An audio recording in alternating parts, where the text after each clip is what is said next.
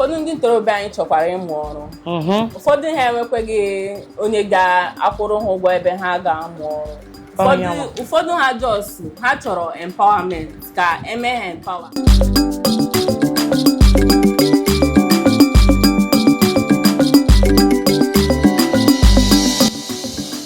Ọhụrụ ụzọ ndewo ma mmadụ anya ndị ọhụụ today anyị na-ewetara unu ihe omume anyị na-eme kwa mgbe. Aha m bụ Nwaada Providence Owoma. Anọkwa m ebe a wute onye ọrụ ibe m. Nwaada Chidimma Blessing Ogana ndewo. Isiokwu anyị ji bịa taa bụ ihe na-akpata enweghị ọrụ dị n'etiti ndị ntorobịa anyị n'ala ọhụụ anyị.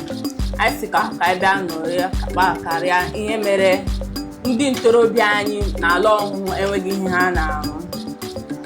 Olee ihe ị chere bụ ihe na-akpata enweghị aka ọrụ ndị ntorobịa anyị na obodo dịgasị iche iche n'ala ọhụụ? Tupu anyị na-agagharị nke onye ọbụla jụrụ asị anyị chọrọ empowerment, anyị chọrọ youth empowerment, enweghị aka ọrụ ọbụla. Ọ pụtara na ụfọdụ ndị ntorobịa anyị enweghị ikikere ịrụ ọrụ, ha achọghị ịrụ ọrụ chacha. Ndị ọhụụ mmanụ ndị ọhụụ ndewo. Ajụjụ jụrụ ajụjụ dị mma. Ịma anyị nwechakwara ndị ntorobịa anyị ndị mụchara aka ọrụ, wụkwa ndị ọla agụụ ịghọtara ịrụ ọrụ. Ịma nwata mụcha aka ọrụ ma ọ dịghị ego eji azụrụ ya ihe ọrụ, ọ gịnị ọla akpagharị. Enwechara ndị ntorobịa anyị ịbụ ma ndị agbọghọbịa anyị dịchakwa iche iche. Ọ nwekwara ndị ke m hụrụ, ndị ke mma nwere aka ọrụ but o nweghị any equipment, and ọ gịla emeghela aga. Ọ gịla emekwa ndị ntorobịa anyị ịla aṅụ ọgwụ ike. Ọhịa mere ebe ndị ntorobịa anyị, ụfọdụ ndị ntorobịa anyị chọkwara ịmụ ọrụ. Ụfọdụ ha enwekwaghị onye ga-akwụrụ ha ụgwọ ebe ha ga-amụ ọrụ. Ụfọdụ ha chọrọ empowerment ka eme ha empower. Ha chọrọ ịmụ ọrụ. Ọ nwere ndị chọchara ịmụ ọrụ ihe dịka sewing, ị na-akpụ isi, ndị na-adụ akwa, ndị na-eme hair welder, ndị na-emegasị ọrụ dị iche iche, ma ha enweghị onye ga-enyere ha aka. Ụfọdụ na-agagharị n'obodo ebe ọbụla na-eme ihe ọbụla ihe ebe a nka ha nọ, ma nke a ha na-akpagharị, a na-eshigharịzi, a na-akpọ isi ofe, ma esi ofe aṅụ isi ha ego nwezighị onye ha na-ahụ. Ị na-agbazi mba enweghị aka ọrụ na-akpata ihe ndị enweghị aka ọrụ. The thing is too much n'ala ọhụụ anya. Ọ dịzi very much. Ebe ọbụla ị gara, village niile a na-agala ga mee interview, ndị youth na-ebe akwa na-arịọ na ha chọrọ empowerment, but the question ọ dị wụ ha dị eager to work. Emeghe empower ha ga-anọdụ ka ha ga-just edi ha ọrụ na ma ha ga-agarụ ebe ahụ gawa ihe ọzọ. Ihe dị otu ahụ adịghị. Ajụjụ dị mma. O nweghị onye youth ọbụla a ga-eme empower ugbu a ya asị na ọ chọghị ya.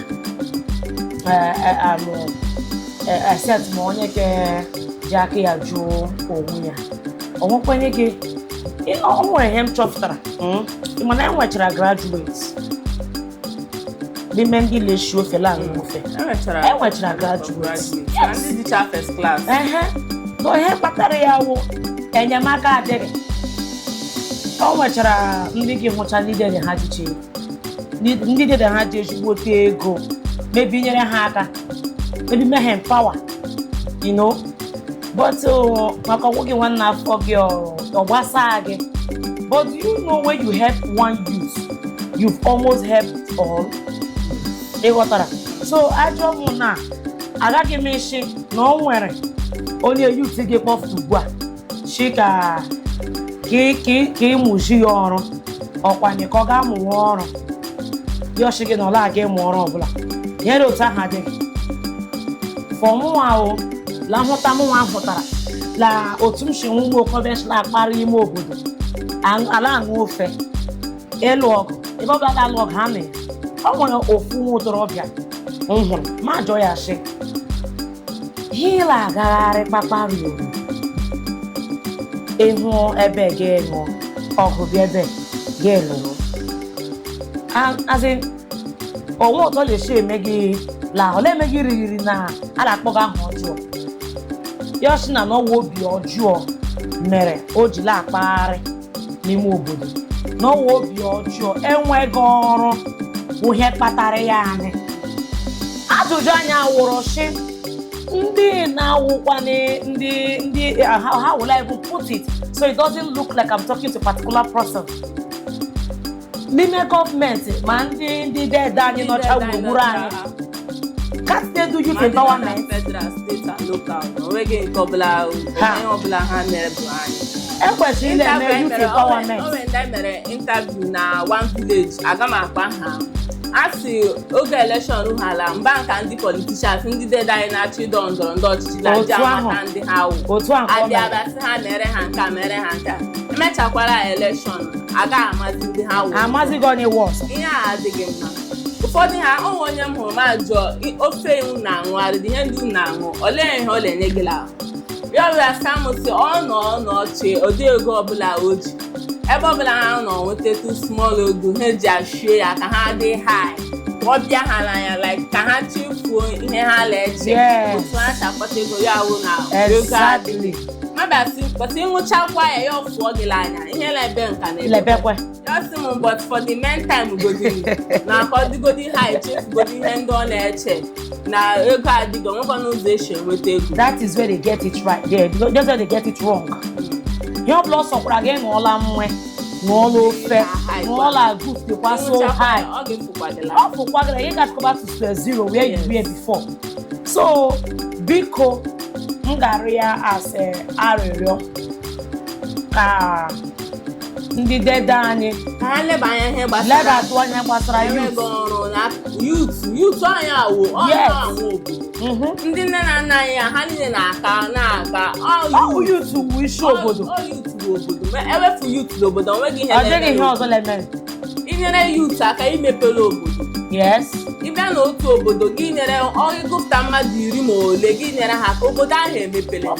So ofeme dị agara ofeme izu gara aga otu aka ha na-ebe ụzọ adịghị mmiri youth ndị nọcha n'ụlọ enweghị ihe ha na-arụ n'ide m gara ofeme ụzọ adịghị n'ofeme mmiri adịghị n'ofeme ọkụ adịghị ka vileji ajụrụ ọ dịka kwa ụbọchị anyị gakwara ga visit somewhere at Ohuhu Oriental.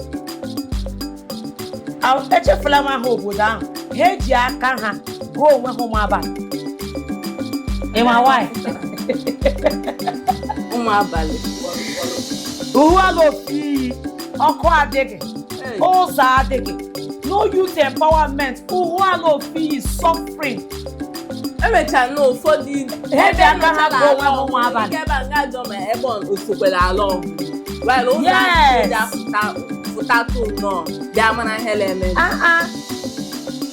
nsogbu dịkwara ala anyị na-arịọ ndị eze anyị ndị dede anyị nọ na federal steeti level ma lokal gọọmenti ka ha lebara anya ihe gbasara enweghị ọrụ ndị ntorobịa anya because ọ dịzila too much ịga obodo niile ebe ọbụla a gara youth empowerment ị gara ịfụ onye isi ọtụtụ otu ha mastachara ama n'ọdụ onye kele aṅụ ihe ala aṅụ onye ka na-etreti ndụ ndị mmadụ onye ka edezuo ịmasọ o nwere a place na ụmụka onye ajọsọ rụcha ụlọ rụfucha ya tinye wayacha the whole of that house ya ọlaghachi back to Abuja ịma ịyọghachiri following month ụmụntakịrị wụbara n'ime ụlọ kpachicha waya ahụ niile.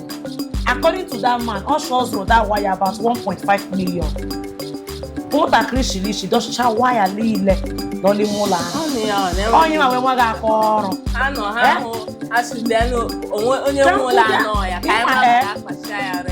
ka anyị hapụ dị sọ anya ka m jụọ ofu ajụjụ ka m hafụ ịsụ anya biko ashe ihe jọwa njọ dị too much evuto nkata n'ugbo onye zuru ndị dede anyị na ndị anti anyị na nọchala house ndị dede na ndị anti nọchala house ma federal ma steeti ọhụ na-enwe ike imefu youth empowerment election ugbu a is at the corner election ugbu a na wụ next year ọkwa the same youth ahụ onye ọbụla wụbara bọs emechara election ọgụ echefu anyị ọ dị mma ihe adịla anyị niile sodila youth ha laka anyị socha ọgwụghị election uro unu ebi akwa unu ebie polo azụ akara efushie rice efushie beans ekwe anyị mkpa na a ga-echenjiri anyị ọnọdụ hence election ụgwụrụ ka iwinye ka ha aka now